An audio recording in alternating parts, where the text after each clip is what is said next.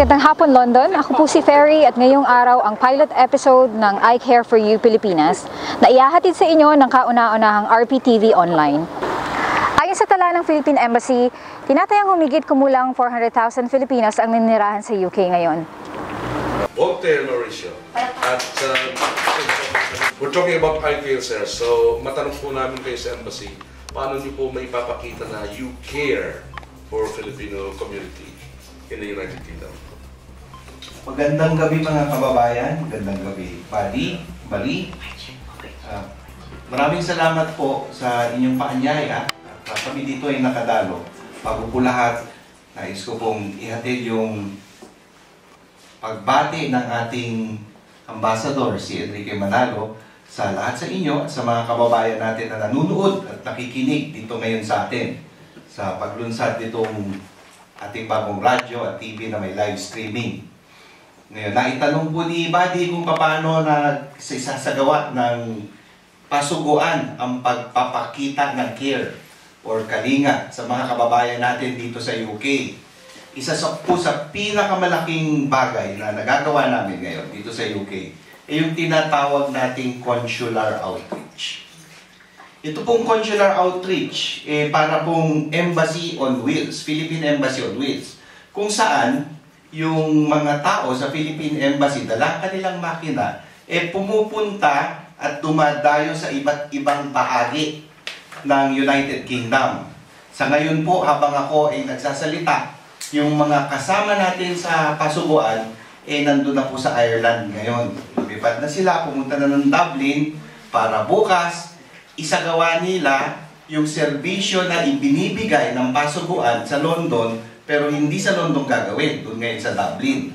Ano yung mga serbisyong gagawin nila?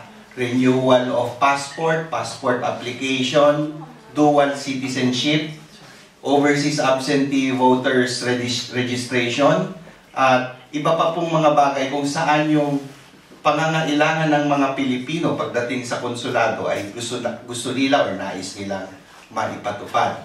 Last week, nung nakaraang linggo, sa ibang bahagi naman ang galing yung pasuguan natin sa kanilang consular outreach. Halos linggo-linggo po para maabot natin at masilbihan ang mga pangangailangan ng ating mga kababayan kung saan-saan nakakarating ang ating mga kasama sa pasuguan. Buddy, maraming salamat. Sir, Dr. Marco, gaano po kadalas yung sinasagawa ninyong outreach program? Yung tinatawag natin na consular outreach, nagsimula yan noon, 2 beses isang taon lang. Dahil po, malaking gastusin yan pag dinadala natin yung mga tao kung saan-saan bahagi ng United Kingdom. Ang nangyari po, dahil po napakarami nating mga kababayan na maraming pangangailangan, napondohan po ng ating departamento na magkaroon tayo ng mas marami at mas malaking outreach. Kaya po halos linggo-linggo nakakapag-outreach tayo. Kailan lang po tayo hindi nakakapag-outreach? Kapag po mga panahon na weekends, kung saan yung pangangailangan ng mga taga-pasuguan napakatindi dito sa London. Ano to? Ito yung mga Barrio Fiesta. During the season of the Independence Day, kung saan marami po tayong mga kababayan dito sa London nagse-celebrate at maraming pangangailangan sa embahada, punong-puno po yung ating mga schedule sa London lang, kaya hindi po nakakaalis for outreach. Yung mga magpapasko, kapag may mga Christmas party, natataon niya ng Sabado o Linggo, yung tinatawag na weekend. Ang consular outreach po mga kababayan, sa weekend lang natin nagagawa. Kung maraming dinadaluhan ang mga kasama natin sa pasuguan, hindi tayo makakapag-outreach. Sa season po ngayon, itong mga panahon ngayon, dahil wala masyadong mga paanyaya during the weekends, nakakapagdalo tayo ngayon ng halos linggo-linggo. Maraming salamat, Buddy. Consul, meron po na ako itatanong sa inyo.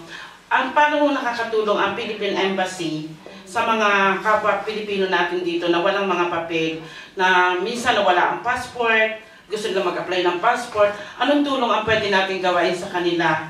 Kung sila naman nawala ang passport, hindi naman makapunta sa embassy, unang-una natatakot sila kung anong gagawin. Nag-iisip sila na baka sila pauwiin, hulihin. Paano tayo makakatulong sa mga ganong klase ng problema? Para masagot ko yan, Miss Marie, kailangan maipaliwanag kong mabuti sa mga kababayan natin kung ano ang layunin, kung bakit tinatayo ang embahada, pasuhuan, or konsulado sa isang bansa.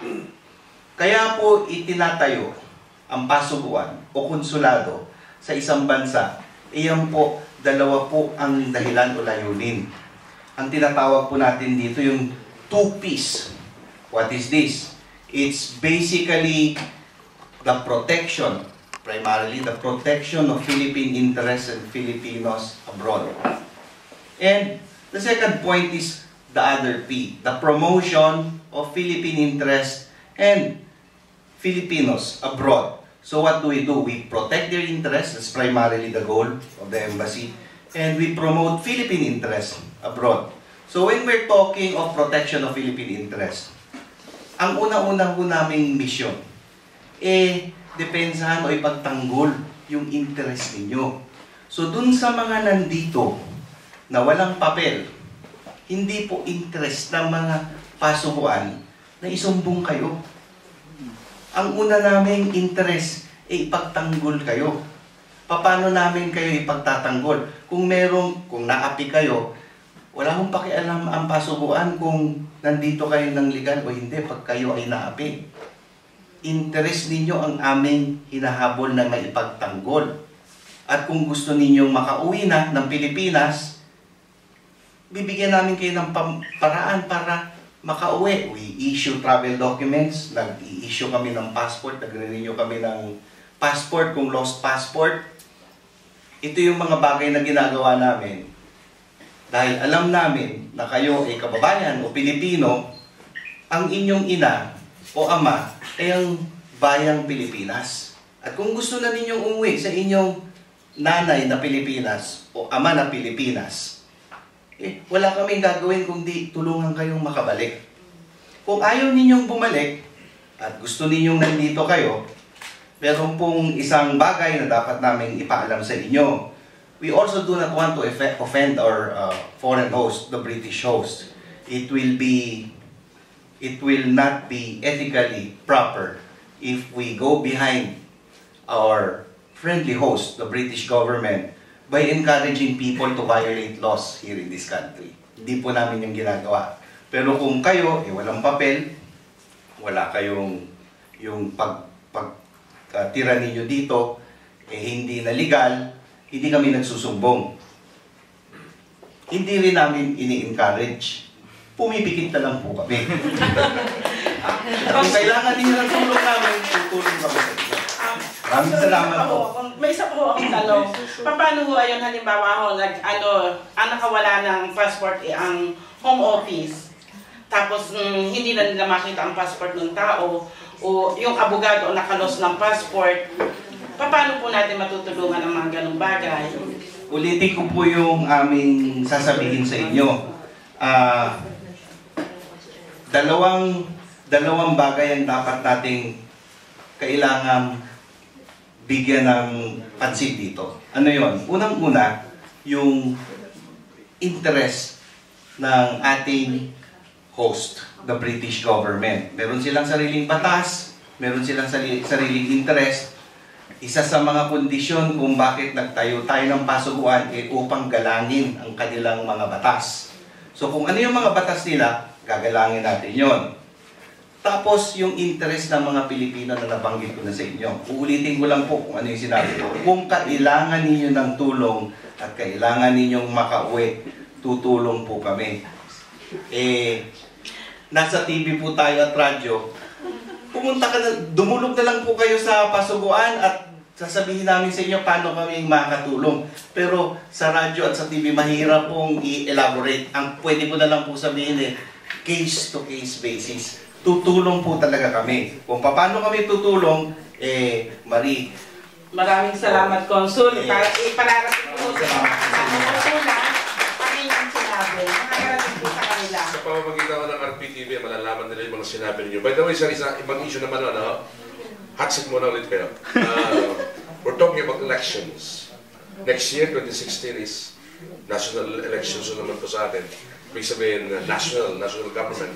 Magpapalit tayo ng mga pinuno.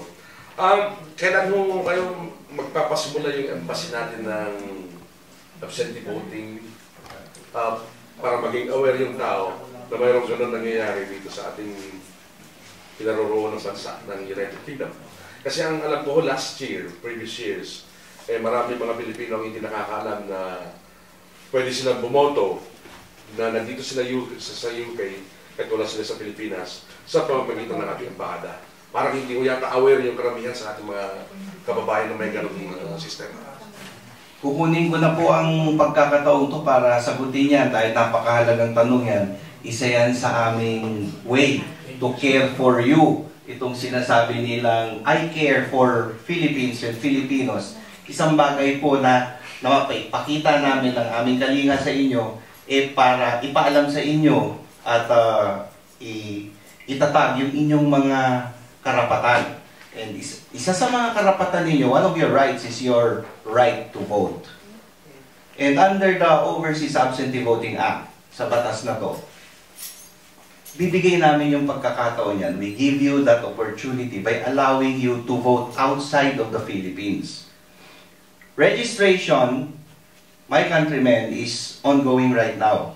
Sa ngayon, nag-umpisa po yan mga ilang buwan ng nakaraan. Matagal na tayong nagre-rehistro ng mga kasama natin.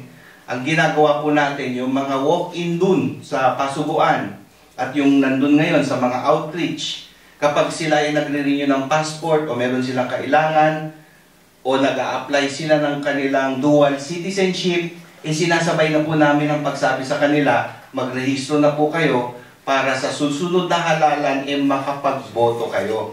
So, ang halalan is May 2016. That's going to be next year. So ngayon po, kung pumunta kayo sa Philippine Embassy, meron pong ongoing overseas absentee voting. Kung na-timingan naman kayo ng ating consular outreach, meron po rin silang dalang overseas absentee voting. At sa ngayon po, kanina, bago magsimula, nag-usap po kami ni Miss Marie, nag-usap kami ni Buddy, na meron silang mga planong outreach na hihingi nila sa Pasubuan. Doon sa mga outreach na yon, sa mga pangangailangan ng ninyo sa consular, bibigay namin, magdadala rin kami ng overseas absentee voting registration. Para kayo, yung karapatan ninyong humalal ng inyong gustong kandidato sa susunod na taon, magawa ninyo. Maraming salamat, Buddy. Yun naman para partner. Yun kailangan iparating natin sa pamamagitan ng Radyo Pilipino at ng RPTV para sa ating mga kababayan na makaboto sa susunod na taon. Maraming salamat. Karapatan natin yan, pumili ng ating susunod ng mga leader. Sir, may isang concern yung mga kababayan natin.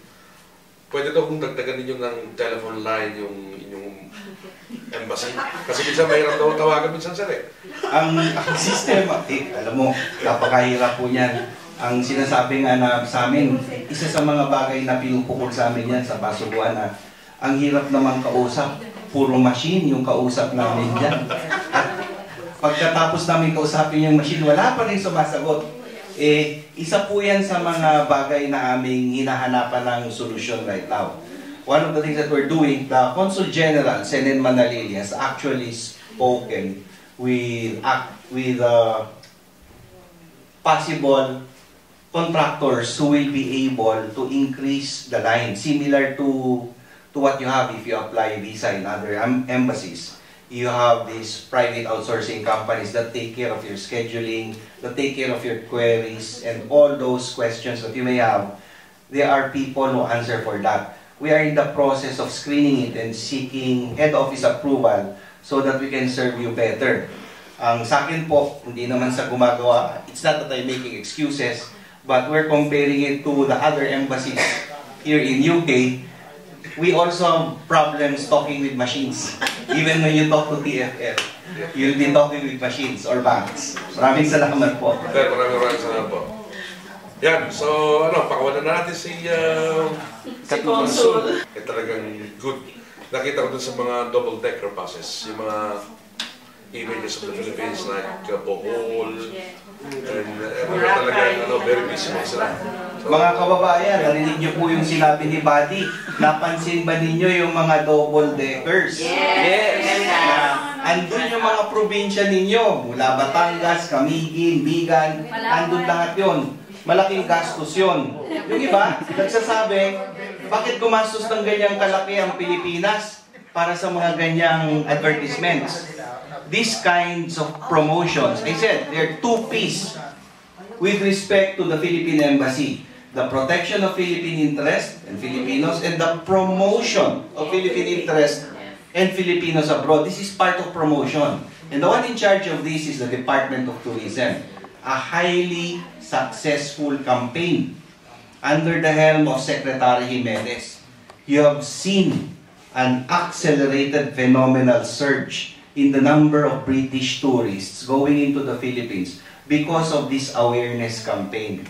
Not too many Britons are that fully aware of the Philippines. Or if they are aware, they're not fully conscious that it's there for them so that they can enjoy. Most of them would rather go to Thailand because of the big exposure. This is our third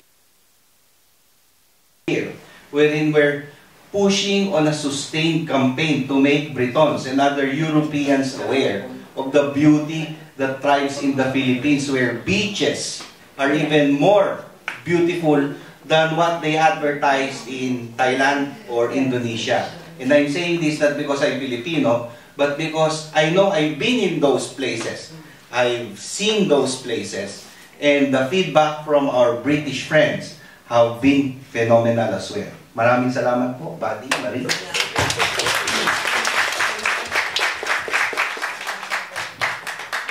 yan si Consul Voltaire Mauricio mula po sa Philippine Embassy, mga karado. So, sir, thank you sa pag-grace po ninyo dito sa aming launching. And welcome. Sama-sama nating talakayin ang usaping kawang gawas. Samahan niyo kami tuwing ikalawang linggo ng buwan sa RPTV. You can add us on Facebook, Radio Pilipino, at sa Web TV, Radio Pilipino UK. Episode ng I Care for You Pilipinas ay dinalahan ng Philippine Embassy kasama ni Consul Voltaire Mauricio at iba-ibang Filipino community sa London.